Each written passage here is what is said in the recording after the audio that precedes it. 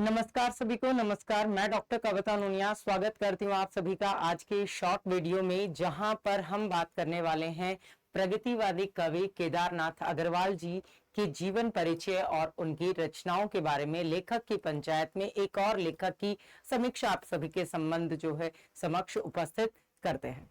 तो जैसा कि आप सभी परिचित हैं, प्रगतिवादी लेखकों में केदारनाथ अग्रवाल जी का महत्वपूर्ण जो नाम है वो गिना जाता है, जिनके जन्म से अगर हम इसकी शुरुआत करें कि भाई इनका जन्म जो है वो कब हुआ, तो 1911 में इनका जन्म होता है। ठीक है, सन 1911 में इनका जन्म हुआ। 1 अप्रैल, जिसे आप सब लोग अप्रैल फूल मनाते हैं, लेकिन तो उससे आपको ध्यान भी रहेगा, 1 अप्रैल 1911 में इनका जन्म होता है। अब इनका जो काव्य संग्रह जिसके कारण इनको प्रसिद्धि मिली वो आपका है, बहुत ही प्रसिद्ध, और कई बार जो है वो नागार्जुन जी की रचना के साथ में वो कंफ्यूज भी करता है। तो लेकिन इनका है युग की गंगा, उनका है युग धारा, इनका है युग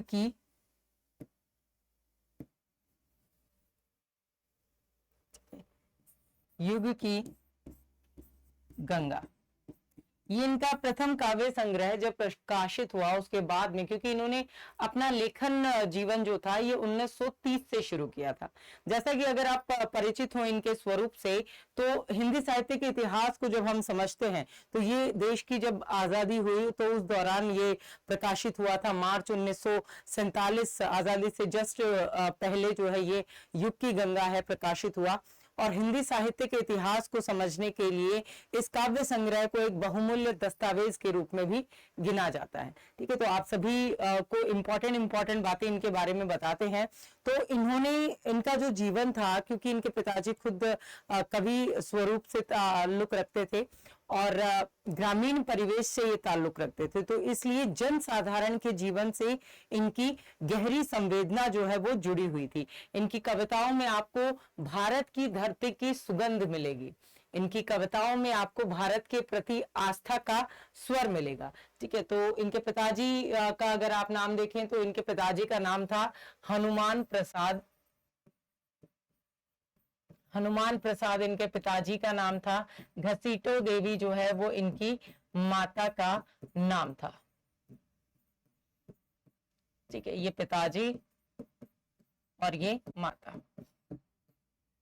और इन्होंने अपनी वकालत पूर्ण की।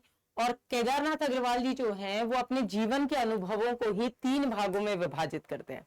पहला, बचपन से लेकर के बीए तक, यानी कि 1911 से लेकर के 1935 तक का जीवन। ठीक है, तो इन्होंने अपने जीवन के जो स्वरूप है उसको 3 भागों में विभाजित किया गया है। ठीक है, जीवन अनुभव को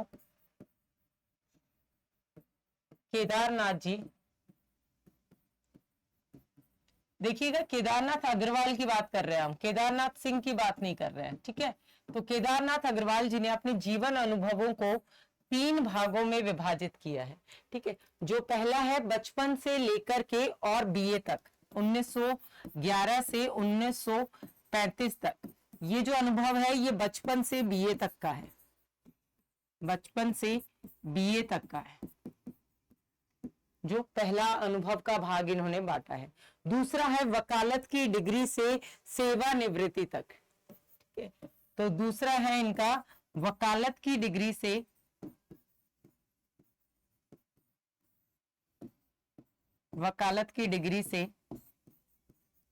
और सेवानिवृत्ति तक। तो पेशे से कानून के सेवी थे ये, सेवानिवृत्ति तक। तो इसका समय आप लेंगे तो ये 1938 से लेकर के और 1971 तक का समय है आपका। ठीक है, 1938 से 1971 तक। ठीक है, ये स्वरूप आ जाता है। तीसरा भाग जो इन्होंने विभाजित किया है वो है आपका सेवानिवृत्ति से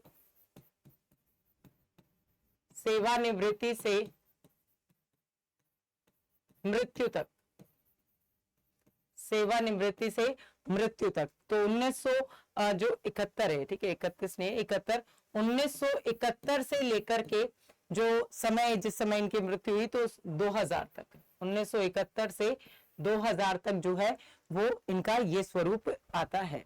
ठीक है, तो अपनी कविता में जन गण मन को मानवता का स्वाद चखाने, ठीक है, प्रत्येक जन जन को मानवता का स्वाद चखाने वाले अमर कवि के रूप में केदारनाथ अग्रवाल जी की जो तुलना है वो की जाती है। और बचपन में ग्रामीण परिवेश में रहते थे, इसलिए इनको जो मिलजुल कर, सबके साथ मिलजुल कर रहने का जो संस्कार है वो इनको अपने परिवार से ही मिलता है। अगर हम बात करें इनकी एक महत्वपूर्ण जो इनका कथन है कि कवि जो है,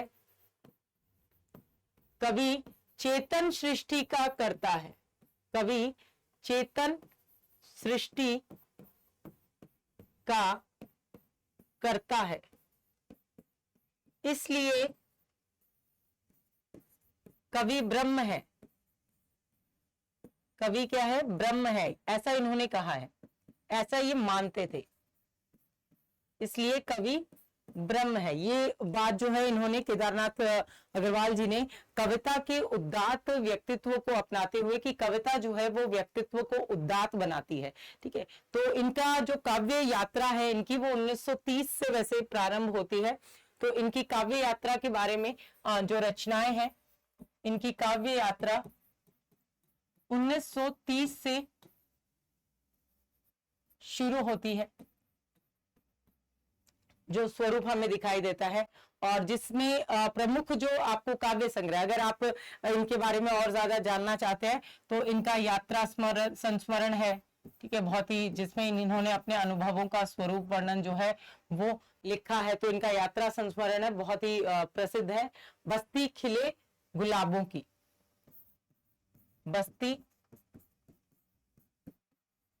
खिले गुलाबों की,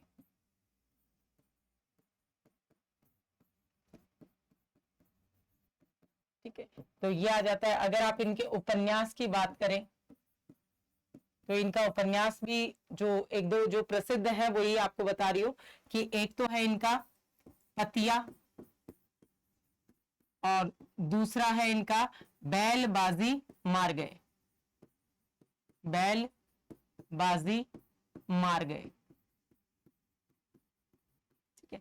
ये इनका उपन्यास के स्वरूप में आता है। अगर आप इनके निबंध संग्रह की बात करें, निबंध संग्रह की, समय समय पर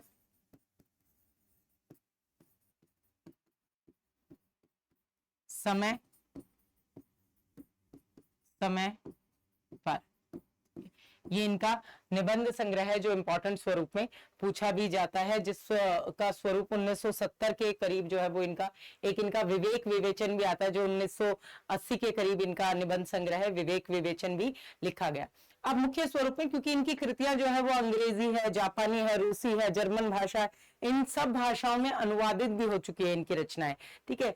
तो इनको केदार सम्मान से जो है वो हर वर्ष सम्मानित भी किया जाता था। तो मुख्य रूप से इनका जो काव्य साहित्य है, ठीक है, हम काव्य साहित्य की अगर बात करें, इनका जो काव्य साहित्य है वो तो इनका गद्य साहित्य हो गया आपका। काव्य साहित्य की शुरुआत जो इन्होंने 1930 से कर दी थी, और जिसका मुख्य संकलन आपको 1947 में मैंने आप सभी को बताया, जो प्रकाशित हुआ, युग की गंगा, जो इन्होंने इन्हें पहचान जो है वो दिलाई युग की गंगा ने, ठीक है, युग की गंगा से इन्हें एक पहचान मिली। उसके बाद में 1947 में एक और आता है आपका नींद के बादल, नींद के बादल। मैं इंपॉर्टेंट आपको सारे बता रही हूँ, विद समय के साथ आपको कंप्लीटली बता रही हूँ। लोक और आलोक, 1957, लोक और आलोक, ये भी इनका बहुत ही प्रसिद्ध रहा है। लोक और आलोक जो है इसका स्वरूप आता है। उसके अलावा फिर 1965 में फूल नहीं रंग बोलते हैं, फूल नहीं रंग बोलते हैं,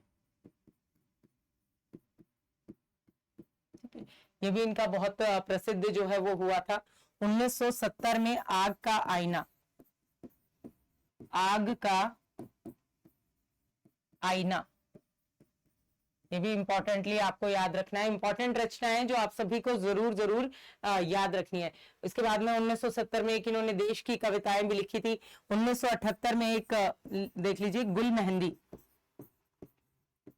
गुल मेहंदी, ये भी इनका बहुत ही प्रसिद्ध स्वरूप में गुल मेहंदी जो है वो आता है। ऐसे फिर आधुनिक कवि, जैसे देश की कविताएं लिखी वैसे ही आधुनिक कवि के स्वरूप में भी इन्होंने लिखा। एक जो इम्पोर्टेंट आप सभी को यहाँ पर और देखने को मिलेगा, ठीक है, 1978 के बाद में जब आप देखेंगे तो 1979 में पंख और पतवार, पंख और पतवार जो इनका आ जाएगा वो भी इंपॉर्टेंट स्वरूप में है। उसके अलावा हे मेरी तुम जो इन्होंने अपनी पत्नी को संबोधित करते हुए लिखा है 1981 में, हे मेरी तुम, ये इन्होंने अपनी पत्नी को समर्पित करके ये रचना जो है वो लिखी है। 1981 के बाद में 1981 में 2-3 रचनाएं हैं वैसे, मार प्यार की थापे, ये भी 1981 की रचना है, मार प्यार की थापे वेरी इंपॉर्टेंट है। और बंबई का रक्त स्नान, ये भी 1981 की रचना है। उसके अलावा आप देखा है कहे केदार खरी खरी, ठीक है, ये 1983 में आ जाती है, ठीक है, 1981 के बाद में कहे केदार खरी खरी।